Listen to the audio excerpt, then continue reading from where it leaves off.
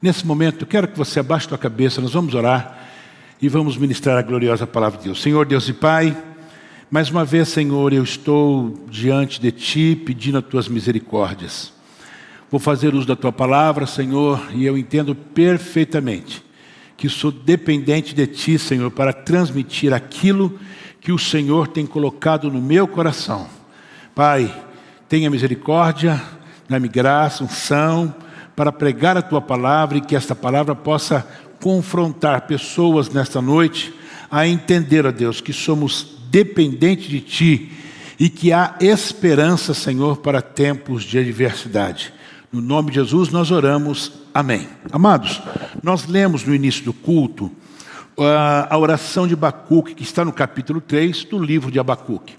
Para as pessoas que não têm muito conhecimento, Abacuque ele é considerado um profeta menor. Por que profeta menor? Porque a sua escrita foi uma escrita pequena, nada mais do que isso. Não é porque ele era menor que ninguém. É que a escrita dos profetas menores são pequenas escritas. Por exemplo, Abacuque são 3 capítulos. Você pega, por exemplo, Jeremias, Isaías, tem lá 50 capítulos, não é? Por isso chama-se profeta menor. Mas nós não poderíamos de forma nenhuma ministrar esta palavra sem você ter entendimento por que ele escreve isto.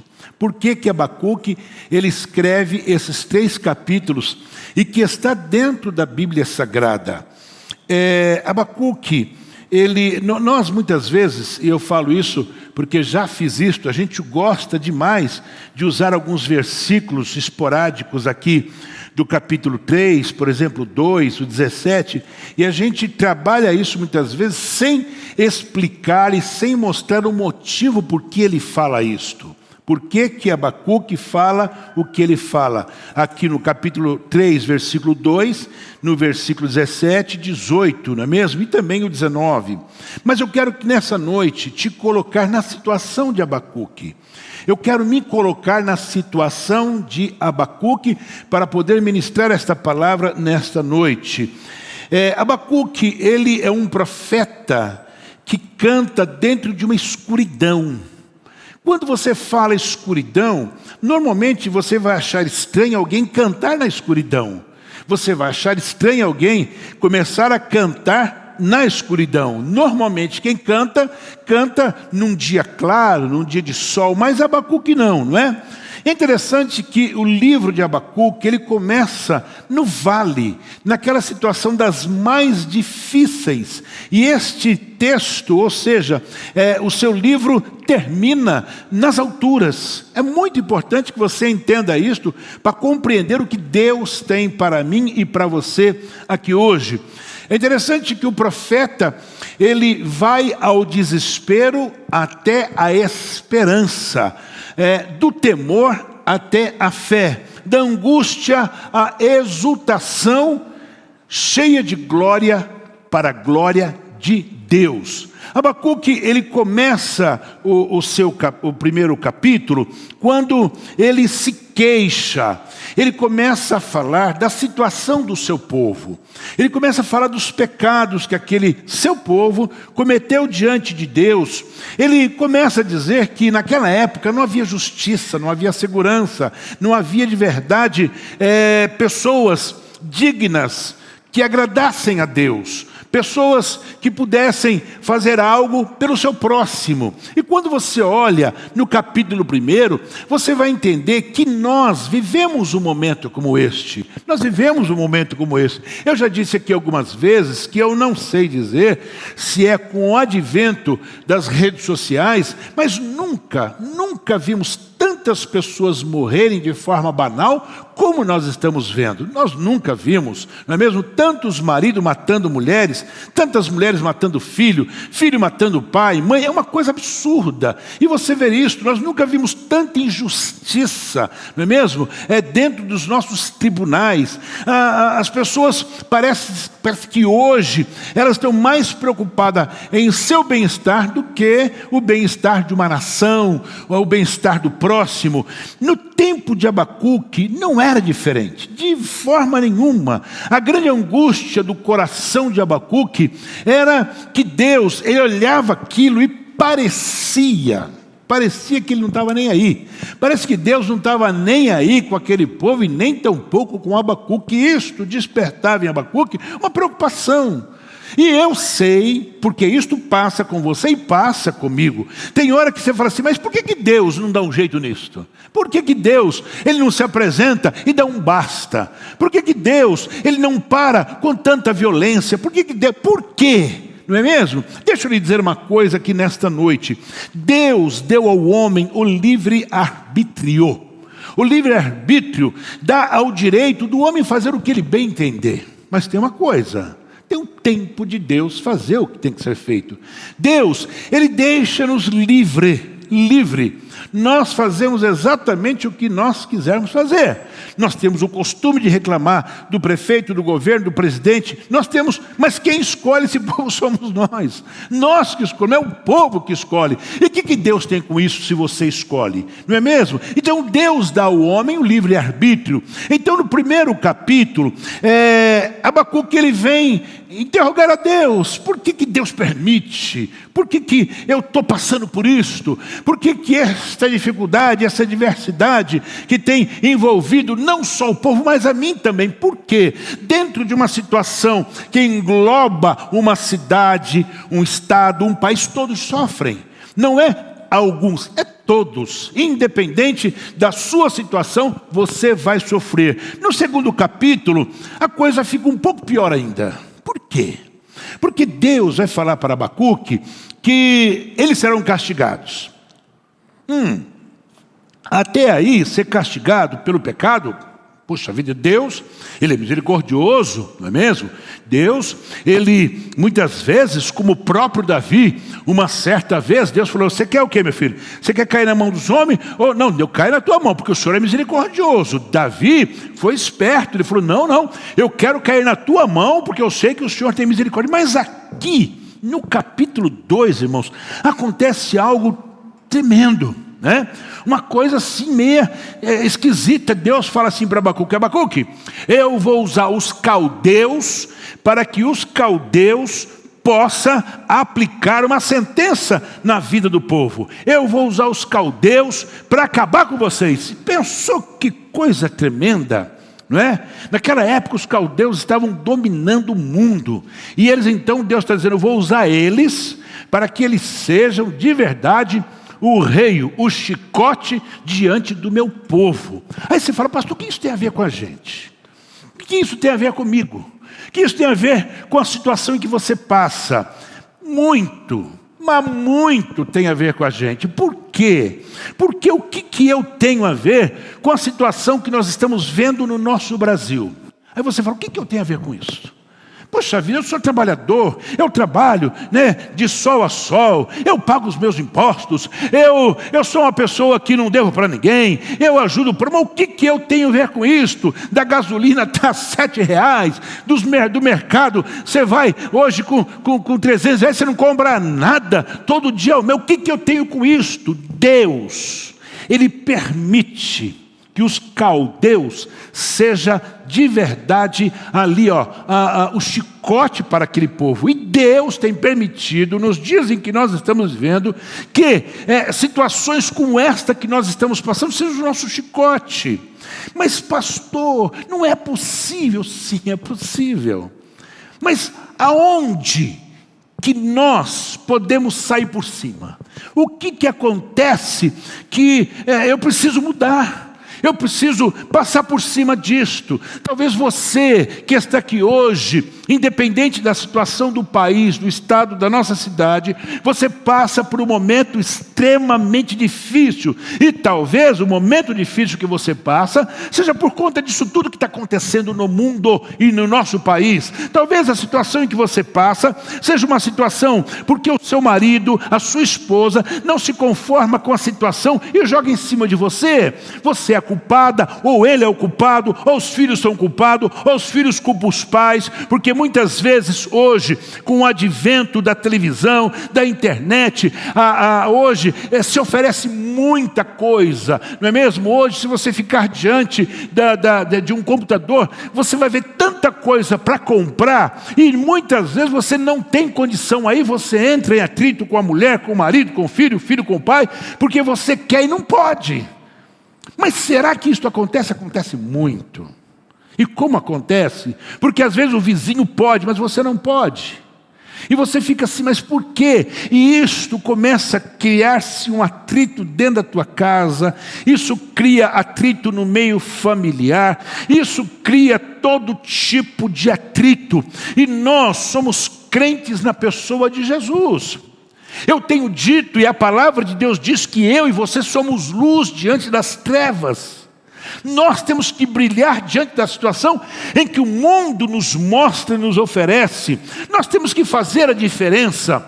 Mas como, pastor, vou fazer a diferença? Como é que eu vou ter esperança em tempos de adversidade? E quando você vai para o capítulo 3 do livro de Abacuque, você começa a ver uma oração de um homem que vê o seu país indo para o buraco, literalmente. Você vê a oração de um homem que ele comenta, ele fala com Deus o que Deus está fazendo pela mão dos caldeus contra o seu povo. E ele está orando, e no capítulo 3 ele faz uma oração, e que nesta oração nós vamos descobrir algo fantástico, algo maravilhoso, algo que nesta noite eu quero passar para vocês, eu quero mostrar a vocês que independente da adversidade, há uma esperança para nós que conhecemos o Deus que fez os céus e a terra. Há uma esperança para aquele que entende que Jesus, vendo a minha miséria, a sua miséria, o meu pecado, o nosso pecado, ele teve misericórdia, dó de nós e mandou para cá Jesus, o Cristo, para que nos resgatasse, para que nos tirasse do lamaçal do pecado, para que nos tirasse do momento mais difícil e tivéssemos paz. Aí sim, eu disse no início do culto aqui desta noite, o que vale para nós é ter paz. Que paz? Paz. Pastor, a gasolina é 7 conto. Pastor, o mercado... Que paz, irmão, isso nós vamos passar por cima, sabe por quê? Porque Deus, Ele está preocupado, é que você se mantém firme, porque a vida eterna te espera, o dia de amanhã, ele não será como hoje. Eu tenho paz, que paz? É a paz de saber que o nosso nome está escrito no livro da vida, é a paz de saber que o mundo pode desabar, mas nós estamos na mão de Deus. O salmista, quando eu dizia, o Senhor é meu pastor e nada me faltará, aí você olha assim e fala assim, mas esse cara está falando verdade? Sim. Olha, bens materiais é bom, mas não resolve. Bens materiais é bom ter, mas não resolve. O que resolve é você deitar na tua cama, independente das dificuldades que a vida lhe apresenta, você saber que você está na mão do Senhor. É você saber que você está na mão do Senhor. Há quem diga, isto não é bíblico, mas os historiadores dizem que Pedro, antes de ser morto, crucificado, ele diz assim, olha, vamos fazer o seguinte, vocês vão matar? Vão. Como é que é crucificado? Vocês podem me quebrar um galho?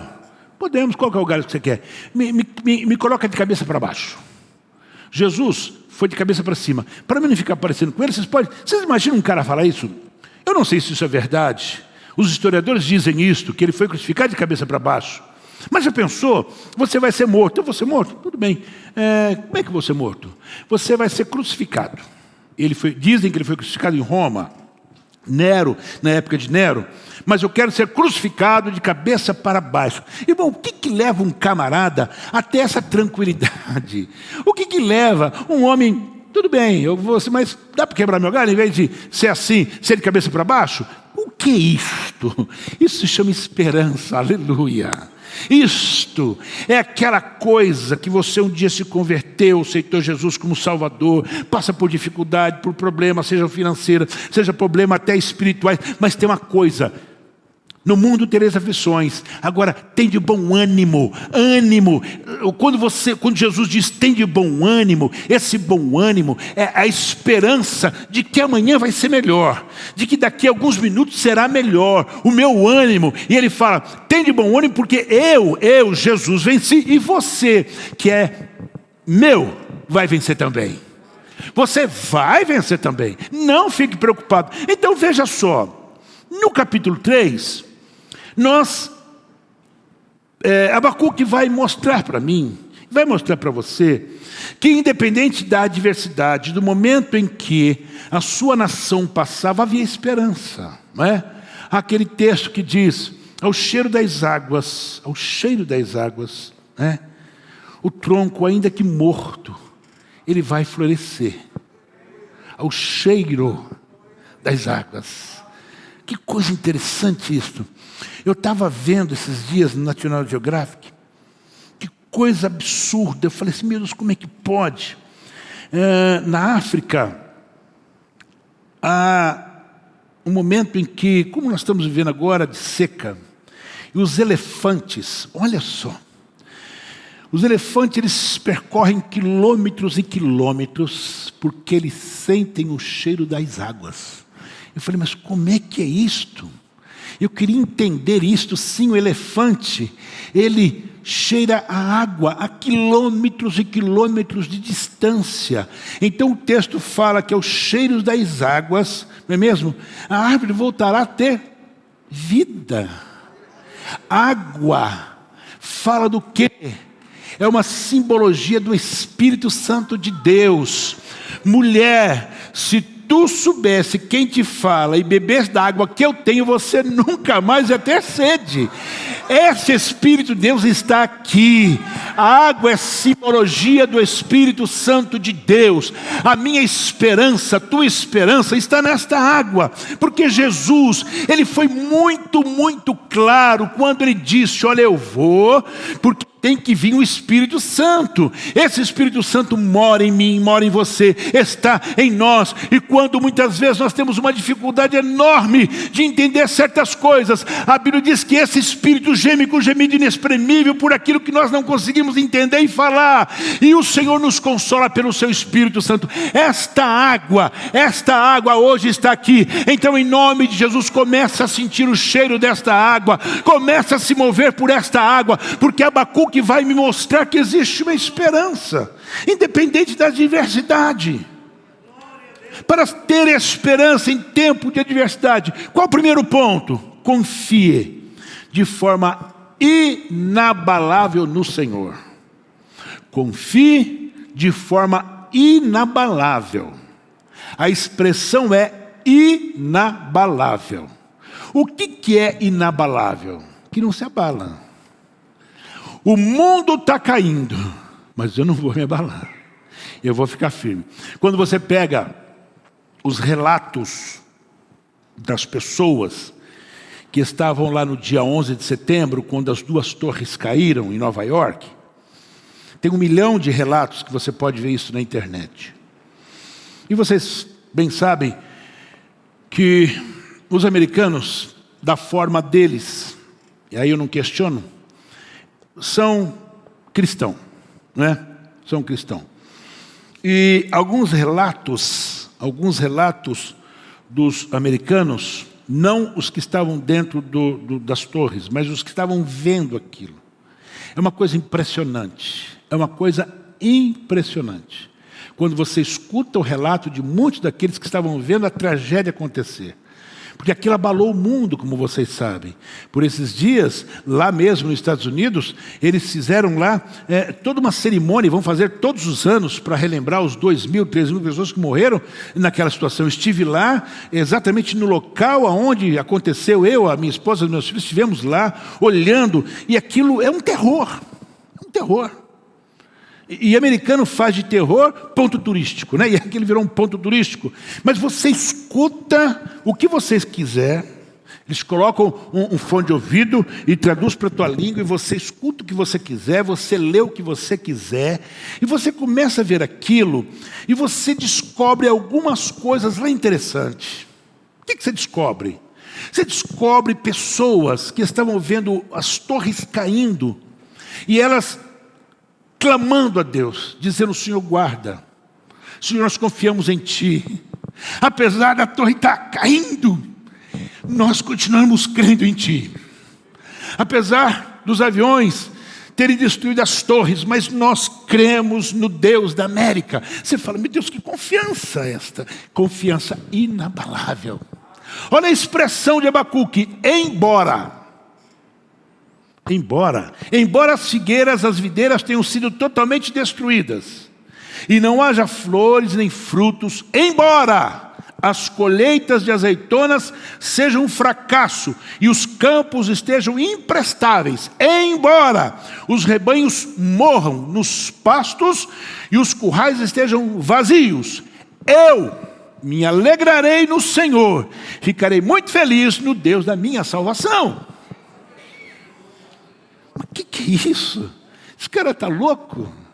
Os caldeus, quando entraram lá, eles acabaram com tudo, toda a plantação, e eles dependiam das azeitonas, dos figos, eles dependiam dos seus rebanhos, mas os caldeus acabaram com tudo, mataram tudo, levaram o que tinha que levar, e eles ficaram vendo navio, como se diz a história.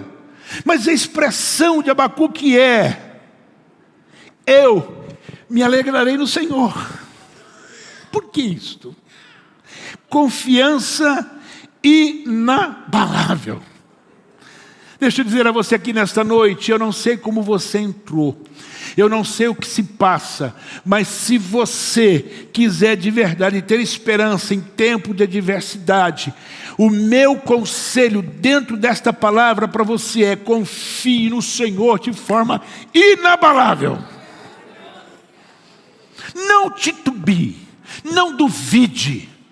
Em nome de Jesus, hoje, você que aqui está, diga: Senhor, independente de tudo que eu estou passando, independente da minha, lá dos meus armários estarem vazios, independente dos meus filhos estarem nas drogas e muitos deles perdidos, eu continuo confiando no Deus da minha salvação. Independente de tudo que esteja acontecendo nesse mundo cruel, eu continuo falando como Abacuque: eu me alegrarei no Senhor, ficarei muito feliz no Deus da minha salvação. É difícil? Ô pastor, o senhor fala isso, mas o senhor não sabe. Você não sabe o meu. Você não sabe o que eu estou passando. Mas uma coisa eu sei: que independente, embora tudo, eu continuo me alegrando no Senhor. Irmão, eu não posso deixar de me alegrar no meu Senhor. Sabe por quê? Independente de tudo, a graça me alcançou, o perdão de Deus me alcançou. Independente de qualquer situação, hoje eu posso bater no peito e dizer: o Senhor teve misericórdia de mim, o seu Espírito Santo me convenceu do meu pecado, e eu sou uma nova criatura, e quem está em Cristo, nova criatura é. As coisas velhas se passam e tudo se faz novo. Você é uma nova criatura, glorifica a Deus por isso. Glorifica a Deus porque você, independente de qualquer situação, você é uma nova criatura.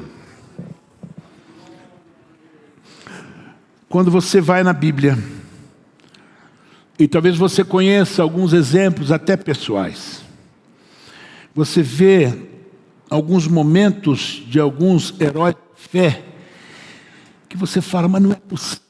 Como é que esse cara chega a um ponto como este?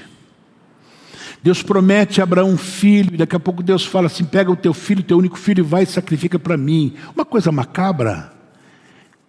Mas a Bíblia, em momento algum, diz que Abraão questionou a Deus.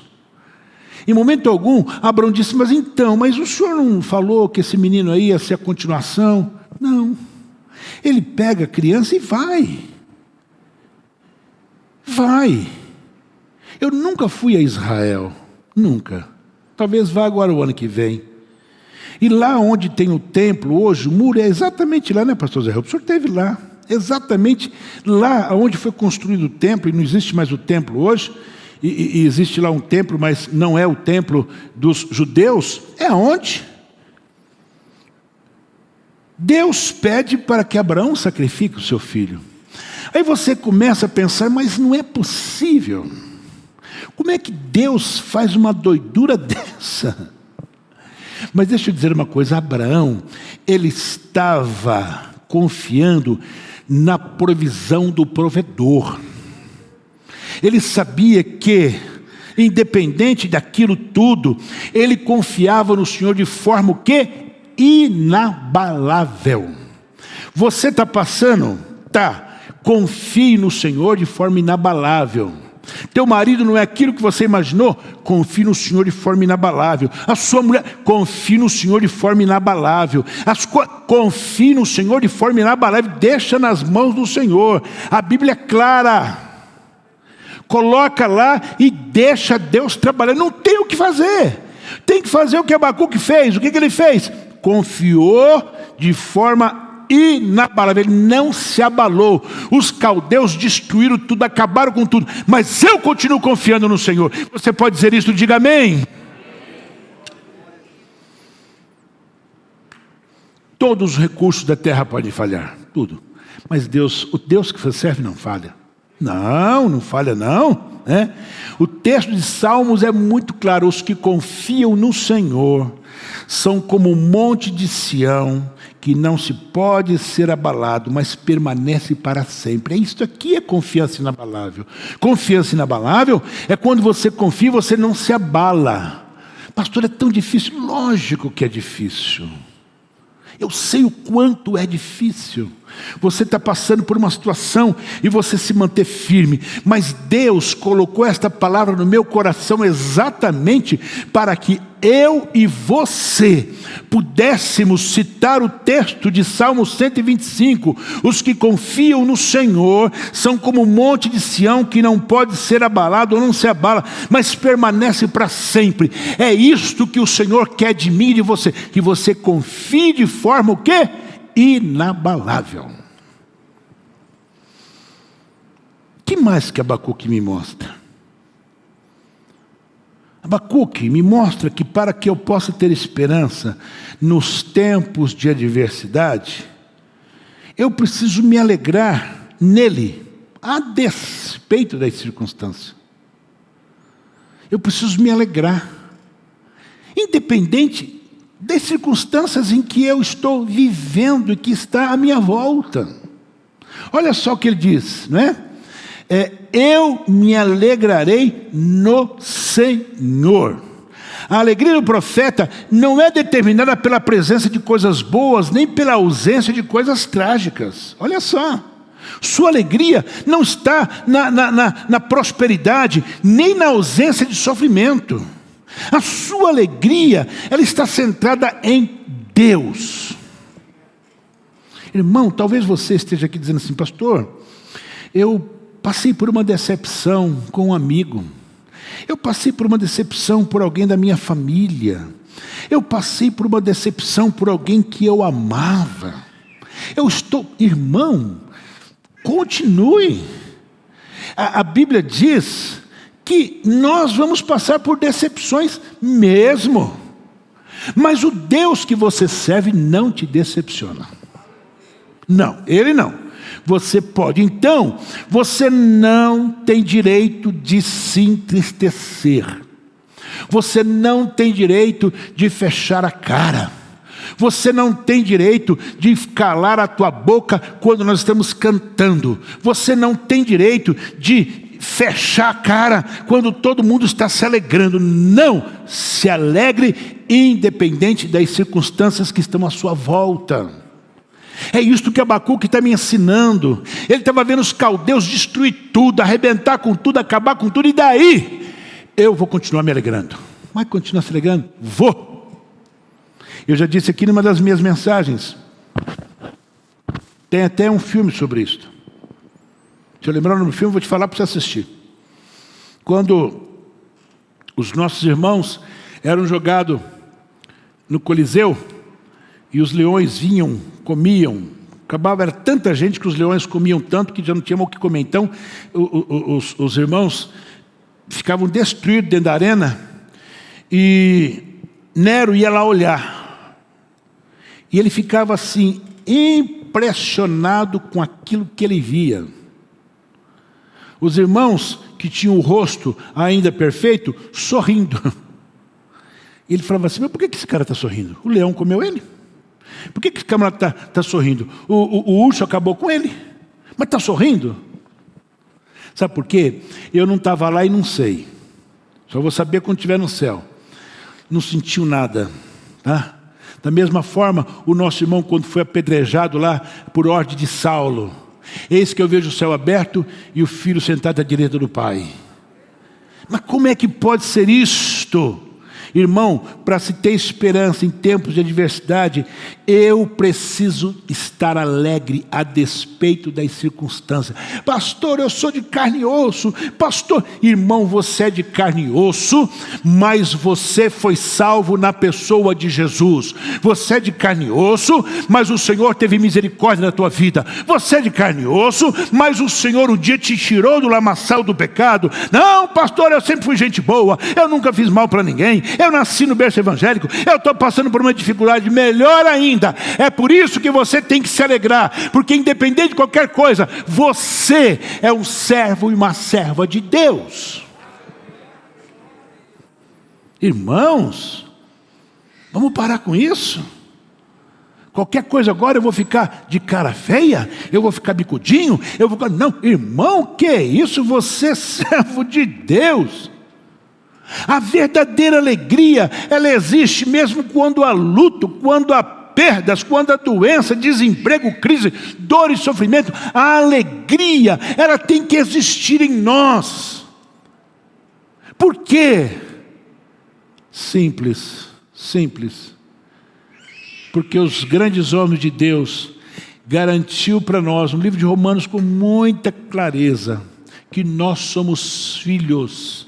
Paulo escrevendo aos Filipenses, ele falou, nós somos filhos, nós somos participantes da herança de Deus. Que isto? Porque triste, a verdadeira alegria só pode ser encontrada em quem? Na pessoa de Jesus. E eu estou falando aqui com a maioria das pessoas que já conhecem a Jesus. Se você não o conhece e quer ter esta alegria, hoje eu vou fazer a você um convite para você também conhecer este Jesus e a partir de então ter esta alegria na sua alma, na sua vida. Naquela passagem que Jesus fala, e aquilo não é uma parábola, do rico do Lázaro, o texto é claro, aquilo não é uma parábola, aquilo ocorreu. O rico morre e o pobre miserável morre também. Mas a Bíblia diz que o rico está sofrendo no Hades e o pobre miserávelzinho está no seio de Abraão.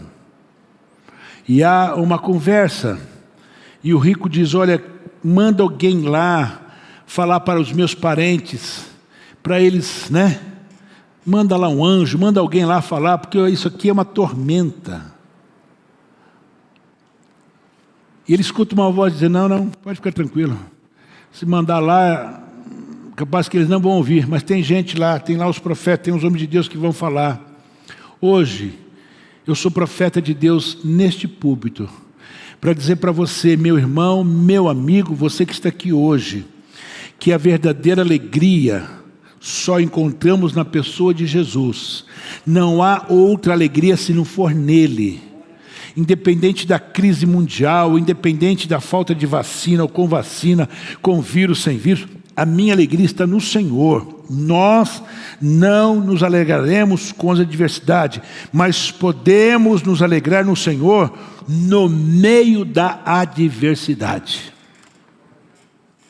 Quando você pega a história dos judeus, dá dó.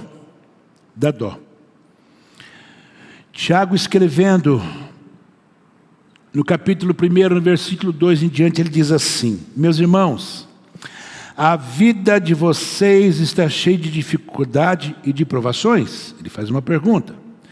Então considere isto motivo de grande alegria, porque quando a sua fé é provada, a perseverança de vocês tem uma oportunidade de crescer. Olha só, eu estou lendo na NVI. Quando a fé de vocês é provada, a perseverança de vocês tem a oportunidade de crescer. Portanto, deixem a perseverança crescer, agindo plenamente em vocês.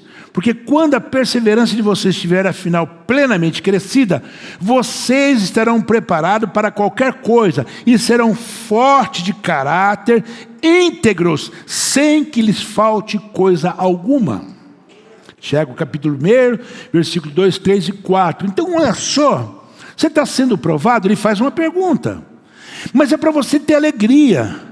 Porque quando sua fé é provada, a sua perseverança cresce.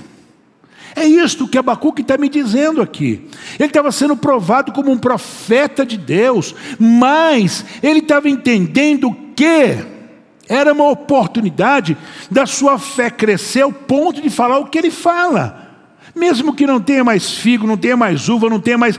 eu me alegrarei. Então nessa noite, Deus te trouxe aqui para você ter entendimento que há possibilidade sim de se alegrar no Senhor, independente das circunstâncias, porque Tiago diz isso com clareza. A perseverança vai fazer com que você cresça, e você tendo perseverança, você vai se alegrar, e mais do que isso, você vai se alegrar, e você também, além da alegria, você vai ter uma confiança inabalável. Você não vai se abalar diante da circunstância.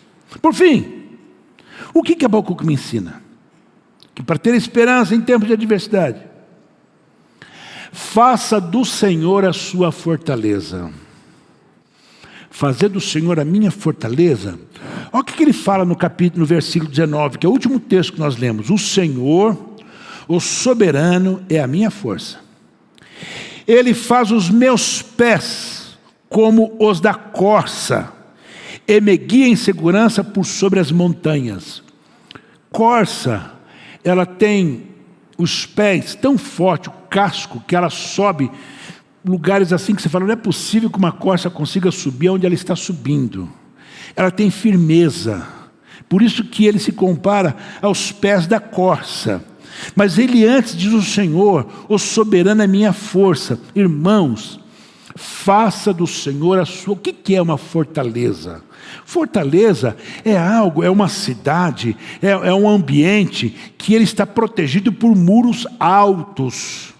Ele está protegido por algo que é intransponível. Isso é uma fortaleza. Nos tempos do primeiro século, até, acho que, se eu não me engano, até o século XVIII, XIX, era natural os países se fortalecer com muros altos. Muitos dos palácios que eram feitos, os muros eles eram intransponíveis, porque lá estava o rei. Era a fortaleza do rei, ninguém conseguia transpor os muros. Por isto que Abacuque, ele fala com clareza: o Senhor, o soberano, é minha força. Se você ter esse entendimento e fazer de Deus a sua fortaleza, eu posso lhe garantir pela palavra, você vai ter esperança em tempos de adversidade. Você que me vê pelas redes sociais, você que está nesse momento me vendo, creia que se você fizer do Senhor a sua fortaleza, pode ter certeza, você será como a corça, você vai passar por cima, e as pessoas dizem: mas como é que você consegue? Porque o Senhor é minha fortaleza. Coisa boa. O Senhor, o soberano, é a minha força. A alegria do profeta, igreja, não é um sentimento romântico ou infundado, não. Ele tem razões para se alegrar, independente da situação que ele passava. O fundamento da sua alegria está em Deus, porque o Senhor se faz como a sua fortaleza. Abacuque, quando você pega do capítulo 1, você encontra um homem deprimido, em dúvida, com relação à justiça e à retidão de Deus para com o seu povo. Mas ele termina alegre. Ele termina feliz na provisão e no poder sustentador de Deus para a sua vida. Mas como é que pode isto? Mas é isto que Abacuque passa para mim. É isso que Abacuque passa para você. Em Deus, ele encontra a resposta suficiente para todas as suas dificuldades e problemas que ele vê nessa noite. Deus, ele espera que você, como Abacuque, lembre-se que João 3,16 é uma verdade para os nossos dias. Ele quer que você lembre-se que o sacrifício de Jesus na cruz do Calvário não foi só para que a história fosse feita. Ele quer que você se lembre que a ressurreição de Jesus não aconteceu simplesmente para que no mês de março, abril, nós comemoremos a ressurreição. Não. O que Deus espera que você se lembre é que a morte de Jesus te trouxe vida e esperança. Ele quer que você se lembre que a sua ressurreição é aquilo que traz a essência do Evangelho e traz a esperança para quem aceita o Evangelho. Porque se Jesus não tivesse ressuscitado, Paulo diz que a minha fé e a sua fé seria vã. Mas, como ele morreu e ressuscitou, ele deu a nós a verdadeira esperança. As dificuldades desta vida nós vamos passar por cima. Como? Sorrindo, se alegrando. Mas como se alegrando? Eu disse aqui para vocês já uma vez. Eu estava lá onde tem rodeio. Como é que chama a cidade? Barretos. Eu nunca vou esquecer, já contei isso aqui, mas nesse momento cabe isto. Nós estávamos lá, eu estava com o bispo Samuel Ferreira, nós estávamos com aquele grupo, ele me convidou para ir lá e eu estava lá. Não sei se a Elaine estava comigo aquele dia. Você estava comigo? Cadê a Elaine? Você estava comigo aquele dia em Barretos? Não estava não? Aí, estava eu, o bispo, e o pastor Paulo, que é o pastor presidente da igreja. Estávamos dentro de uma sala, conversando. Aí entrou uma mulher, numa alegria que eu nunca vi. Nunca vi. Entrou assim, já foi, abraçou o bispo, ele ficou até assim meio sem graça, me abraçou e coisa e tal, e falando, né? Aí o pastor Paulo falou, essa é minha irmã. Ô Paulo, é sua irmã? É minha irmã. Está te visitando? Ela é da Bahia e veio me visitar. Na verdade não, bispo, ela veio se tratar. Do quê? Aí ela já falou, eu vim aqui, pastor, porque eu tenho câncer. Oh, meu Deus do céu. Aí o bispo ficou assim, a irmã tem câncer? Então aqui em Barretos tem o melhor hospital, e eu vim me tratar aqui. Mas falando assim com uma naturalidade, com uma alegria, né? Aí o bispo falou assim, está alojado aonde? Já pegou tudo. Estômago, esôfago, fígado. Meu Deus do céu. Irmão, pensa em dois homens que não sabiam o que fazia. Quem? Eu e o bispo. A mulher falando com uma naturalidade, assim, como que nada tivesse acontecendo. Eu fiquei olhando para a mulher, e o bispo não sabia mais o que falava, nem eu sabia. E ela dizia assim, pastor, o médico já disse para mim que eu vou morrer. Mas eu estou aqui firme com Jesus, porque eu sei para onde eu vou. Irmão, eu olhei para aquilo assim e falei, meu Deus, eu não sou crente não, essa mulher é crente, eu não sou não, não sou. Mas irmãos, que alegria daquela mulher. Eu fiquei assim, falei, Jesus, tem misericórdia. Aí o bispo pegou, falou, Ismael, me dá minha bolsa. Pegou a bolsa assim, ele tirou um dinheiro, deu para ela ficou tão feliz, né? Para ajudar a senhora no tratamento, aí deu para ela assim, ela ficou contente e falou assim para nós, gente, eu não sei se eu vou ver o senhor novamente, bispo, pastor, naquela época ele era pastor, mas estou muito feliz de ver o senhor, muito feliz de conhecer o pastor Ismael, o Paulo, porque o pastor Paulo, a pastora sabe disso, ele era da minha regional em São Paulo, eu era pastor regional dele, o Ei Carvalho, né, Leine? Ei Carvalho, né? Ele era do Ei Carvalho. Ele foi pastor do Anésio, pastor aqui de Santa Felícia. Então, tinha uma amizade muito grande com ele. E ela falou assim, eu estou muito feliz de conhecer o pastor Ismael, meu irmão fala tão bem do senhor, eu fiquei tão feliz, fiquei tão alegre. Mas ela falava, irmão, com alegria. Aí você fala, meu Deus do céu, o que é isso? O que é isso? É isso aí, é o que Abacuque está me ensinando aqui hoje. é ter esperança em tempo de adversidades. Ela durou mais 4 meses e morreu. Mas eu nunca vi uma pessoa igual àquela. Nunca. Falo para os irmãos, já contei isso algumas vezes aqui, eu nunca vi aquilo na minha vida. Mas sabe o que é isso? É a esperança.